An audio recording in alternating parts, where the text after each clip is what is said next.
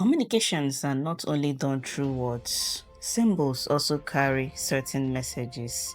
Take for instance, when you see a tree wrapped with white cloth, we are trying to pass a particular message, which is that we are using this symbolic way to announce that this tree is sacred and it is hosting the essence of a deity or a spiritual force. This symbolism serves as a warning, cautioning you to behave appropriately around the tree by not urinating on the tree, cutting it down, or defiling it in any way. Traditionally, Omo represents caution. Wherever we see an Omo tied, there is a message of caution being passed. It also signifies boundary. Hence, if you have no rightful business there, the Omo is telling you in silence to keep away. Same as when an Omo is tied around a tree, it is also telling you to stay away and not trespass on that land.